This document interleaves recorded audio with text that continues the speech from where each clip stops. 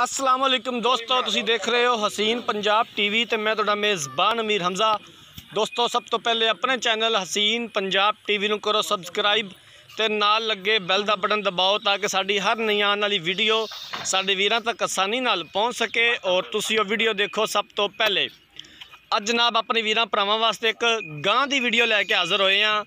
चोलस्तानी ते फ्रीजन दा क्रॉस है, कैमरे दी नज़र है, माशाल्लाह बड़ा खूबसूरत हवाना, बड़ा प्यारा थन, मझ वाला थन लग्या होया गां नूं, गिठ गिठ विरले, कला कला थन लग्या होया, स्याह काला पूरा मुठ पर थन है, मोटा थन लग्या होया लाटुआं तरह। ओरिजिनल कैमरे दी नज़र वीरां दे सामने, सिरों कोनी है, बिल्कुल ताज़ा सूई है, जेर सुट ली है गां ने।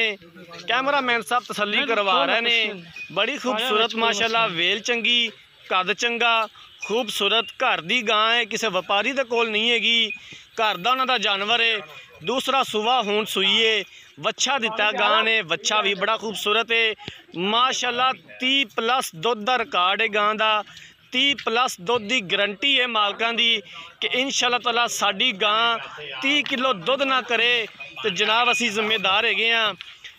30 किलो की गारंटी है जनाब। दूसरा सुवा सूईए, बिल्कुल ताज़ा सूईए, जेर सुट लीए, बोला हाले तक नहीं कढ़िया, कैमरे की नज़र है माशाल्लाह। इन्ने हवाने कम किसी जानवर नूं होंदे ने।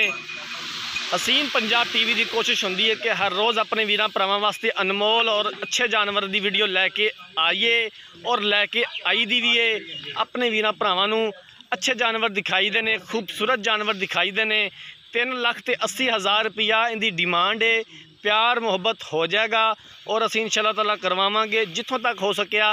माशाल्लाह बड़ा खूबसूरत हवाना, बड़ा प्यारा थन लग्या होया है, गां दी वेल चंगी, कद चंगा, खूबसूरत, किसी भी पासों कोई कमी नहीं गां नूं। घर दी गां है, 3,80,000 रुपया इनकी डिमांड है।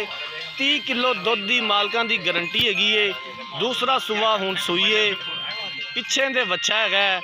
अगर किसी वीर भरा ने गां खरीदनी हो, राबता नंबर 0312 612 2054 इस नंबर पर व्हाट्सएप बनी है। जिंदगी रही तो मिलांगे एक नई वीडियो के नाल। अपने मेज़बान अमीर हमज़ा ने दो इजाज़त।